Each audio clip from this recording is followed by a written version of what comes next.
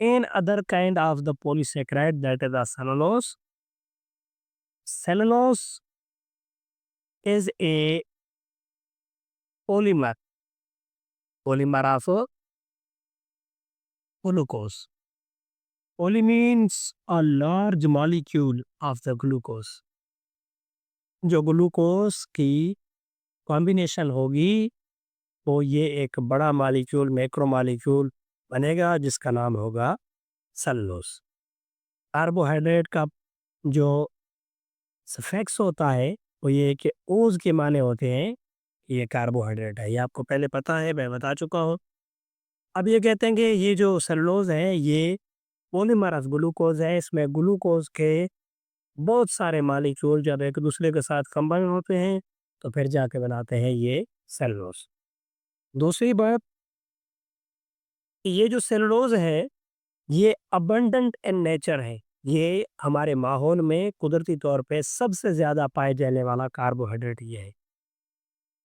अगर सवाल में पूछा जाए कि नेचर में सबसे ज्यादा नेचुरल जो कार्बोहाइड्रेट है वो कौन सा है, तो आप कहेंगे सेलुलोज। कैसे होता है? क्योंकि सेलुलोज पाया जाता है प्लांट के सेल वॉल के अंदर। अब हमारे माहौल में प्लांट्स जो है वो नेचर तौर पर बहुत मौजूद है। हर प्लांट के सेल में ये सेलुलोज प्योरली फॉर्म में पाई जाती है, इस वजह से कहते हैं कि ये abundant carbohydrate in the nature है।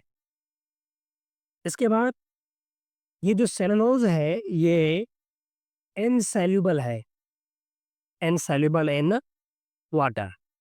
अगर हम इनको पानी के अंदर डिजॉल्व करने की कोशिश करें तो ये पानी के अंदर डिजॉल्व नहीं होगा।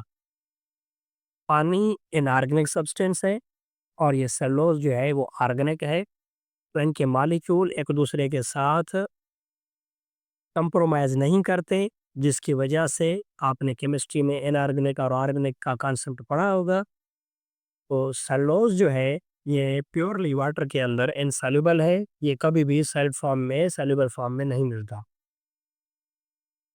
मिसाल के तौर पर हमने सेलुलोज खा लिया, यानी हमने प्लांट्स में से लीव्स को या किसी प्लांट में के लीव खा लिए या किसी सब्जी का ऊपर वाला जो लेयर होता है वेजिटेबल का, या वो लेयर अगर हमने खा ली तो ये इन डाइजेस्टिव होगा, हमारी बॉडी इनको डाइजेस्ट नहीं करेगी। बॉडी क्यों नहीं करेगी डाइजेस्ट? क्योंकि सेलुलोज को डाइजेस्ट करने के लिए एक एंजाइम की जरूरत पड़ती है जिसे कहते हैं सेलुलेज। अब ये सेलुलेज जो एंजाइम है ये हमारी बॉडी के अंदर मौजूद नहीं होता। ये सेलुलेज जो है सिर्फ और सिर्फ किन की बॉडी के अंदर मौजूद होगा? हर्बीवोर्स, यानी घास खाने वाले एनिमल। तो हम हर्बीवोर्स नहीं है, हम हैं ओमनीवोर्स। तो हमारे बॉडी के अंदर ये जो सेलुलेज एज एंजाइम है ये हमारी बॉडी के अंदर मौजूद नहीं है।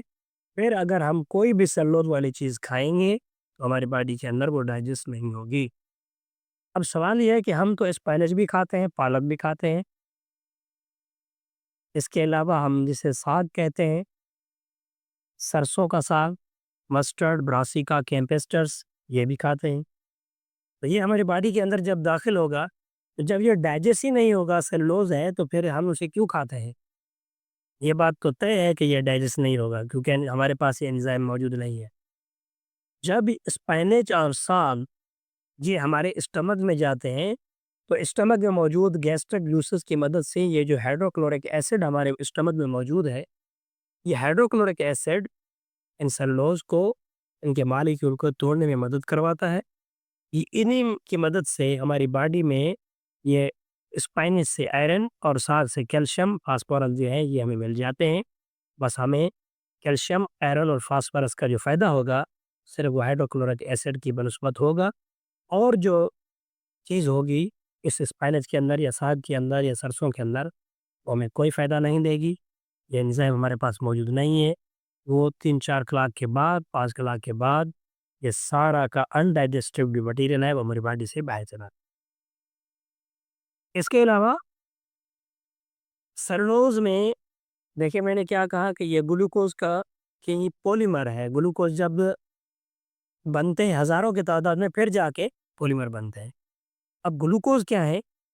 ग्लूकोज़ में चेन पाई जाती है।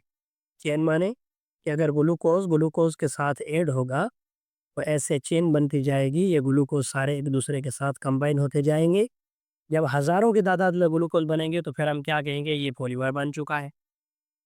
अब ये जो चेन है, इस चेन को हम क्या कहते हैं? इस चेन को हम कहते हैं स्ट्रेट चेन।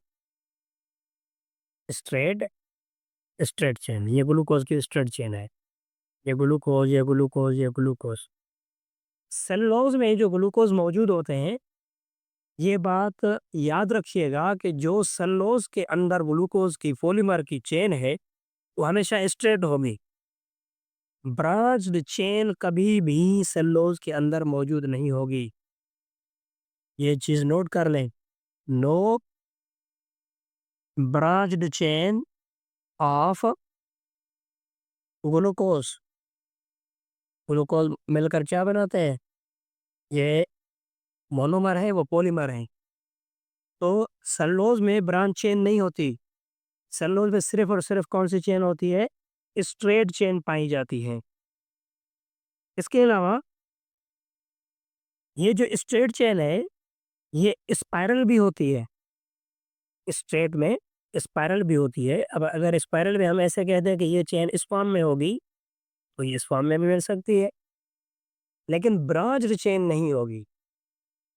तो इसके बाद और एक करेक्ट मैं और भी बता दूँ आप लोगों को कि ये जो सेलुलोज़ है, ये सेलुलोज़ प्योरली